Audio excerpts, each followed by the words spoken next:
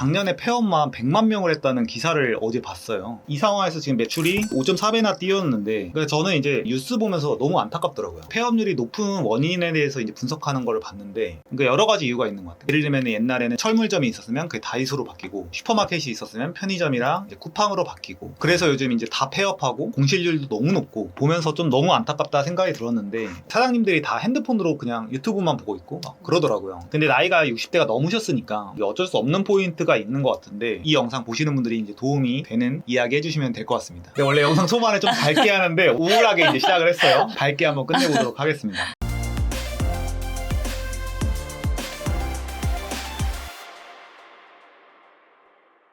지금 어떤 일을 하고 계시고 몇 년 차인지? 1인 피부샵을 운영을 하고 있고 4년차 하고 있는데 프랜차이즈 시스템을 하고 있긴 하거든요. 그러면은 한 3년 8개월 동안 뭐 500만 원 만에 벌고 있었다고 네. 치면은 이게 2달 만에 5.4배가 증가한 거예요. 근데 워낙 똑똑하셔서 계속 잘해왔을 것 같긴 한데. 이렇게 말씀드리면 좀 그런데 제가 코로나 시기에 오픈을 했는데 아무래도 프랜차이즈의 도움을 좀 받다 보니까 초반부터 대박이 나긴 했거든요. 이게 쭉 잘 되진 않더라고요, 당연히. 근데 요즘에 특히 위드 코로나 지나고 나니까 사람들이 다 완전히 이제 잠잠해졌잖아요. 저는 안 탈 것 같던 경기 탓을 저도 똑같이 그렇게 타고 있더라는 거. 그래서 이거 안 되겠다라는 생각을 좀 했었고, 아무래도 1인 샵을 하다 보니까 매출적인 한계가 있었거든요. 초반에 고민 중에 하나가 1인 샵으로 하고 있으니까 혼자서 할 수 있는 게 한계가 있잖아요. 온라인 강의를 판다, 뭐 PDF를 판다, 이제 이러면은 그냥 100개를 파나 1개를 파나 리소스가 동일한데, 지금 이제 피부 관리 같은 경우에는 만약에 1시간에 10만 원을 받는다고 치면은 이거를 10시간 해도 100만 원인 거죠. 그러니까 이 한계점을 돌파를 못하고 있었는데 고가의 제품을 개발하신 거죠. 근데 거기서 마케팅이 고민이었던 거고, 그거랑 피부샵 창업이랑 이런 거에 대한 교육, 수입도 이제 생기신 건데, 그럼 이제 이때 사람들이 이제 막막하잖아요. 아이디어 냈어. 그 다음에 이제 어떻게 알릴 것인가 고민을 하다가, 그 다음 어떻게 사고하셨나요? 사고의 흐름이 궁금합니다. 사실 마케팅에 중요한 거를 처음부터 너무 잘 알고 있었던 것 같아요. 주변 사람들이 중요하다고 하니까. 2020년도인 거죠. 그럼 창업을 했어. 그때는 저를 모르셨고. 네, 그때는 몰랐고요. 제가 2021년도부터 이제 영상을 접하게 되면서 책도 우연하게 또 읽게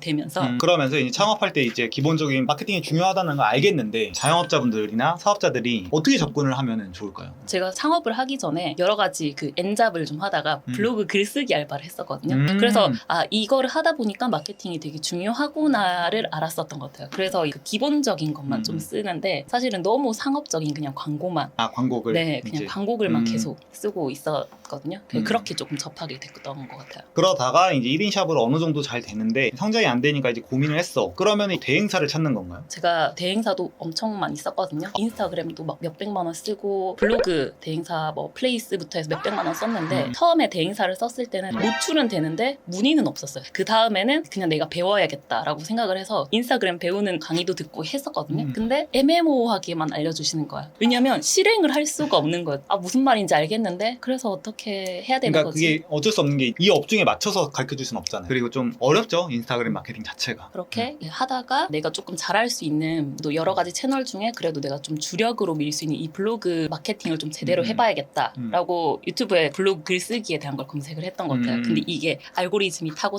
이제 글쓰기에 관련된 것들이 뜨면서 그때 브랜드 블로그를 알게 됐고, 그게 불과 2023년도? 브랜드 블로그가 대체 뭐지? 내가 지금 쓰고 있는 게 아닌가라고 생각을 했고, 완전하게 아니구나라고 좀 느껴서 그 글쓰기 영상을 제가 되게 많이 봤거든요. 처음에는 그렇게 써서 문의가 오는 게 좀 신기했어요. 문의를 이제 받게 되면서 내가 진짜 제대로 공부를 한번 해봐야겠다라고 생각을 했었던 것 같아요. 사실은 여기에 찾아오기 전에 다른 마케팅 업체에 신청을 했는데 거절하셨거든요. 거기서도 비슷하게 하시더라고요. 제 제자 아니에요? 네, 맞아요.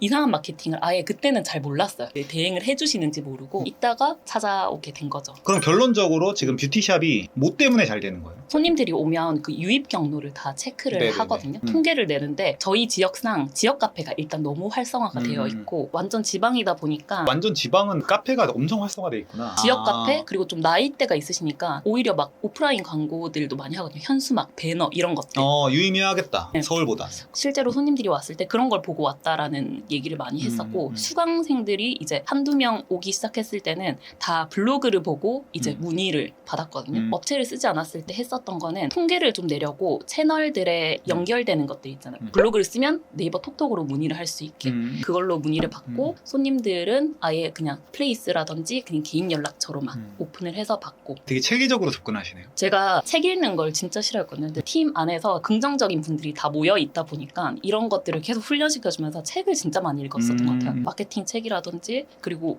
웬만한 그 자수성가 하신 분들의 자기계발서를 되게 많이 읽었거든요. 그러면서 역행자도 알게 되고. 가장 훌륭한 책이죠. 왜 갑자기 말?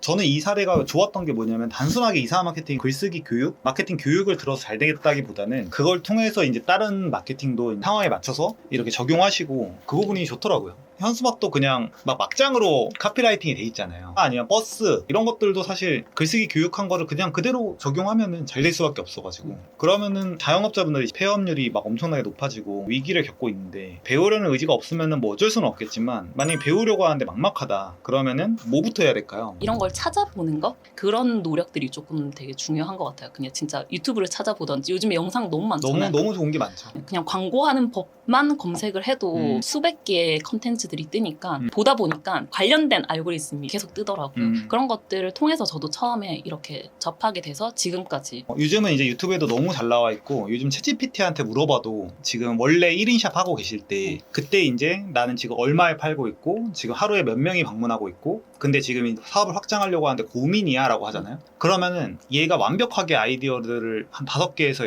10개 정도 줄 거예요. 근데 아마 그 중에서 이 고가의 상품을 팔아라 이런 것들도 분명히 있었을 거고 PT한테 그러면 이거를 구성을 어떻게 해야 돼? 라고 물어본다던가 이렇게 하면 또 좋긴 한데 여기 있는 모든 분들한테 그거를 해봐라 라고 할 수는 없는 거고 제가 지지난 영상쯤에 GPT 관련해서 영상 찍었으니까 꼭 보시면 좋을 것 같고 제가 그 영상을 봤어요. 그 영상을 보고 바로 검색을 해봤거든요. 네. 사실 이거를 몰라서 사람들이 안 쓰는 것 같아요. 네. 모르니까. 맞아요. 예전에 썼을 때는 그 사전에 있는 것들만 나오니까 맞아요. 도움이 되는지 모르겠다 했는데 이번에 했는데 되게 디테일하게 나오더라고요. 맞아요. 굉장히 좋은데 라고 생각하고 몇 개 아이디어를 제가 진짜 다 받아 적었거든요. 맞아요. 그리고 진짜 실행을 해서 영상을 지금도 찍고 있어요. 컨텐츠를 만들고. 좀 쉽진 않지만 그래도 방법적인 걸 딱 던져주니까 할 수 있겠더라고요. 근데 대표님 장점이 능동성이 진짜 말이 안 되는 것 같아. 그러니까 GPT 이런 것도 사실 저는 1% 하는 거를 기대하고 영상을 찍는 건데 절대 안 하거든요. 1만 명이 봤으면 이제 100명도 안 할 것 같은데. 근데 그 중에 이제 한 분이신 거죠. 아주 훌륭하십니다. 역시 다릅니다. 오늘 배운 내용을 정리를 하면은 처음 시작했어. 그 다음에 마케팅이나 이런 거를 교육을 돈 주고 듣거나 하기보다는 일단은 유튜브에서 많이 찾아보고 공부를 해라. 그 다음에 뭔가를 해보려고 해라. 뭐 이런 이야기들을 해주셨고 그리고 제가 이야기한 거는 GPT한테 현지 사업 상황을 설명을 하고 뭘 하면 좋을지 이제 물어보는 거 하면은 진짜 한 15개 나오잖아요. 아트라상 상담 같은 경우에도 제가 10년 동안 아이디어 짜내고 해서 한 10개 정도 했어. 그럼 이 15개 안에 이 10개를 이미 얘가 얘기를 하더라고. 나머지 5개 중에서 뭐 2-3개는 또 쓸만하고 업그레이드 할 수 있는 거고 챗GPT나 이런 것들도 한 번씩 해보시면은 좋을 것 같다. 일단 기본적인 건 이야기를 했고 이사 마케팅 아카데미 들으셨을 때 뭐 어떤 게 좋으셨나요? 제가 왜 안 되는지에 대한 구체적인 피드백을 받을 수가 없었거든요. 처음에 진짜 구체적으로 피드백을 해주실 때 지금 받는 수준일 거라는 생각을 못 했었거든요. 진짜 말도 안 되게 컬이 좋긴 해요. 이렇게까지 피드백을 해준다고. 그리고 피드백 해주신 게 읽어보니까 인정할 만큼 너무 잘 그렇죠. 해주시더라고요. 그냥 정답만 얘기하는 게 아니라 이 근거를 또 이야기해 줄 거 아니에요. 심지어 제 기분까지 상하지 않게 너무 디테일한 것까지 신경을 써주시니까 그게 너무 좋았던 것 같아요. 그냥 그대로 하는 방법도 알려주는데 조금 더 나은 방향으로 피드백을 해주신다는 거. 아카데미 팀이 진짜 실력이 너무 좋고 진짜 착해요. 사람들 자체가. 아마 보셔서 아시겠지만. 그러면 지금 결론적으로 하고 있는 게 뭐 블로그랑 지역 카페 그리고 당근 또 뭐 하시나요? 인스타를 요즘에 조금 살짝 키워보려고 하고 지금 블로그는 이제